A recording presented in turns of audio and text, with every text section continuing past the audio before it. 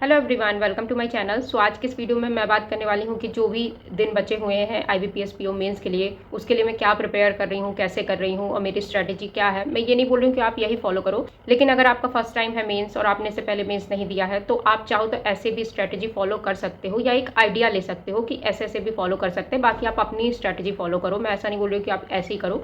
मैं कैसे कर रही हूँ मैं सिर्फ वो बता रही हूँ। तो सबसे पहली बात कि अभी सिर्फ 12 या 13 डेज ही रिमेनिंग है IBPS PO मेंस के लिए। तो लास्ट ईयर से जो मैंने मेंस दिया है तो उसमें जो मैंने गलतियां की हैं तो मैं सोच रही हूँ कि मैं इस मेंस में वो रिपीट ना करूँ, क्योंकि बहुत सारी ऐसी चीज़ें थी जो मुझे ऐसा लगा एग्जाम हॉल में जाने के बाद इसको मुझे थोड़ा अच्छे से प्रिपेयर करना चाहिए था, या मैंने जो प्रिपरेशन कर ली है वो वाला टॉपिक शायद ज़्यादा कवर नहीं हो रहा है यहाँ पे, और जो मैंने स्किप किया है शायद वही आ रहा है। तो सबसे पहले तो ऐसा है कि मैं मॉक पे ज़्यादा फोकस कर रही हूँ, PO मेंस के मॉक पे।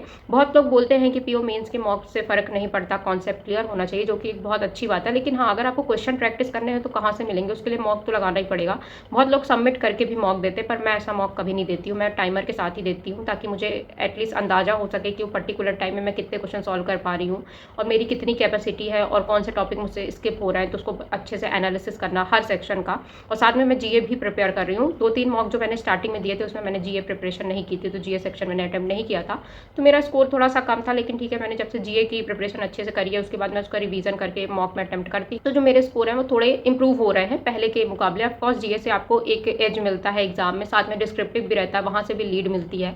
तो सबसे पहली बात तो ये मैं मॉक अटेम्प्ट कर ही रही हूँ, अल्टरनेट डेज पे भी कर रही हूँ। और जो भी अभी सेक्शनल है, अभी मैंने सेक्शनल अटेम्प्ट नहीं किया है क्योंकि मैंने सोचा वो मैं एग्जाम के 2-4 दिन पहले ही करूँगी, क्योंकि उस टाइम फुल लेंथ देने का मन नहीं करता है, क्योंकि फुल लेंथ बहुत ज़्यादा बड़ा होता है और साथ में GA भी बहुत अच्छे से फोकस करना पड़ता है उस टाइम पे ज़्यादा। तो इसलिए वो सेक्शनल ठीक रहता है उस टाइम पे, कि जब आपका थोड़ा सा टाइम मिले तो आप सेक्शनल लगा लो, जो भी आपका वीक है या जो भी आपको देने का सेक्शनल मन है जिस भी सेक्शन का, तो वो आप अटेम्प्ट कर सकते हो। तो इसलिए वो मैं बाद में करूँगी। तो अभी मैं फुल लेंथ कर रही हूँ। जितने भी मैंने मॉक अटेम्प्ट किए मैंने सारा स्कोर अपने चैनल पर शेयर किया हुआ है, अगर आपने नहीं देखा तो आप वो देख सकते हो। साथ में जैसे कोई टॉपिक वीक है तो आप उसकी यूट्यूब से प्रैक्टिस भी कर सकते हो फ्री। आपको रीजनिंग में किसी टॉपिक की प्रैक्टिस करनी है तो रीजनिंग के लिए तो मैं यही बोलूँगी कि आप ना मिसलेनियस पे भी फोकस करो, साथ में क्रिटिकल पे ज़्यादा फोकस करो, क्योंकि कभी कभी एग्जाम में क्रिटिकल का वेटेज बहुत आ जाता है और साथ में ऐसी पजल्स आ जाती हैं जो सॉल्व नहीं होती वहाँ पे, तो आपको क्रिटिकल से नंबर गेन करने पड़ते हैं। तो आप क्रिटिकल की प्रैक्टिस बहुत ही अच्छे से करो। मॉक में जो भी आ रही उसको अटेम्प्ट करो, देखो कि आप कहाँ उसमें लैग कर रहे हो या कहाँ गलती कर रहे हो, तो उसको सुधारने की कोशिश करो। रीजनिंग में कुछ पजल डुएबल साइड पे भी आती है, जैसे लास्ट ईयर आई थी, लेकिन उसके पहले रीजनिंग बहुत टफ आई थी, यानी 2023 में, लेकिन 24 में डुएबल साइड पे आई थी।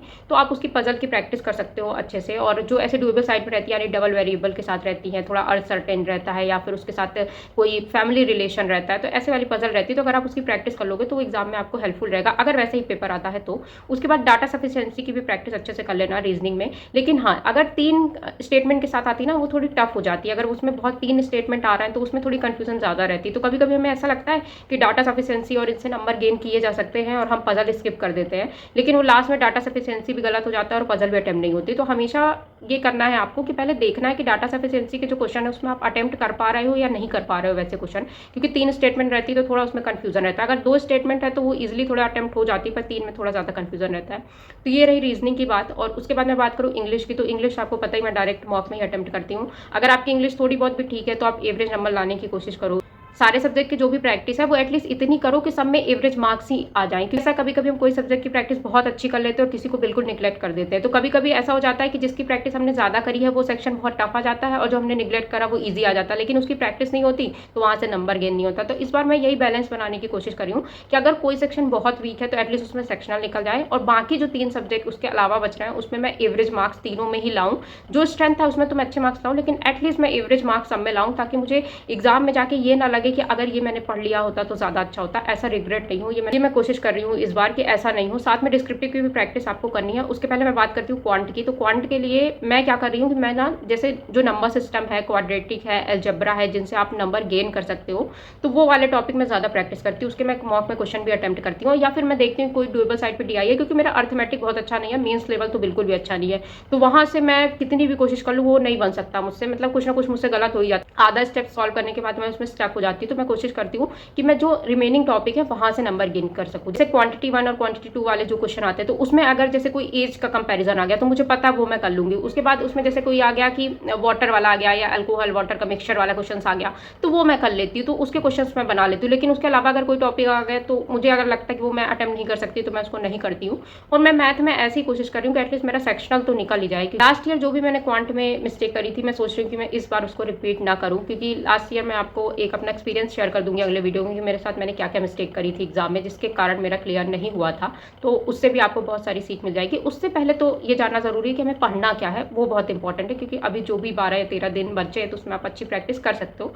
उसके बाद मैं लास्ट में बात करती हूँ जीए की। तो जीए में ऐसा ना कि आप 4 मंथ कवर कर लो। 4 मंथ में इंपॉर्टेंट टॉपिक्स मैंने पहले ही बताए थे, जो कि जैसे बैंकिंग अवेयरनेस हो गया, आरबीआई सर्कुलर्स हो गया, उसके बाद नेशनल इंटरनेशनल न्यूज़ है, थोड़े बहुत जो टाई अप होते हैं या फिर जो थोड़ी न्यूज़ ऐसी होती है जो बहुत ज़्यादा ट्रेंडिंग में रहती है तो उससे क्वेश्चंस आ जाते हैं, तो आप वहाँ से प्रैक्टिस कर सकते हो। और मैं ये बोलूँगी 10 जगह से रिवीजन करने से बेटर है कि आप या 2 सोर्स से मल्टीपल रिवीजन करो। कोई मैंने देखा बहुत सारे लोग यहाँ से भी कैप्सूल पीडीएफ ले लेते हैं, ये भी ले लेते हैं। 10 जगह से मत लो। अगर आप पीडीएफ से भी करना चाह रहे हो तो आप एक पीडीएफ लो, उसका मल्टीपल रिवीजन करो, क्योंकि पीडीएफ में न्यूज़ तो सेम ही होती है, बस हमें रिवीजन करने की जरूरत होती है। तो इस बार तो मैंने कोई क्विजेज भी नहीं बाई किए हैं, क्योंकि जीए में पहले ऐसा होता था कि फ्री क्विजेज अवेलेबल होते थे, बट अब नहीं है। तो मैं डायरेक्ट मॉक में ही प्रैक्टिस कर रही हूँ, क्योंकि जीए कैसी आ जाएगी हमें नहीं पता है। और लास्ट ईयर जो एसबीआई क्लर्क मेंस में शिफ्ट 2 में जीए आई थी, अगर वैसी आ गई तो फिर पढ़ना भी बेकार ही लगता है। तो इसलिए जीए पे मैं फोकस तो कर रही हूँ। होप आईबीपीएस पीओ मेंस में वैसी ना आए, लेकिन हाँ फिर भी आपको मल्टीपल रिवीजन करना चाहिए। अगर डुएबल साइड पे क्वेश्चन आते हैं तो आप उसको अटेम्प्ट कर लोगे। जैसे लास्ट ईयर भी इतने क्वेश्चन आए थे कि अगर आपकी जीए बहुत भी खराब है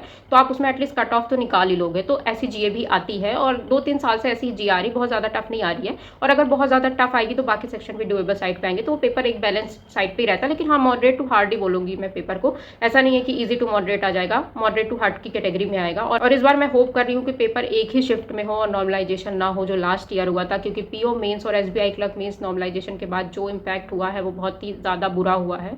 तो मैं भगवान से यही प्रे कर रही हूँ कि सिर्फ एक शिफ्ट में ही पेपर हो, हमने जो क्वेश्चन अटेम्प्ट किए हो वही नंबर मिले और डायरेक्ट नंबर मिल जाए, क्योंकि नॉर्मलाइजेशन के बाद कुछ भी समझ में नहीं आता कि कहाँ गलती हुई, कैसे गलती हुई, हमने तो सब अटेम्प्ट किया था, मार्क्स कैसे डिटेक्ट हो गए, बहुत सारी चीज़ें रहती हैं।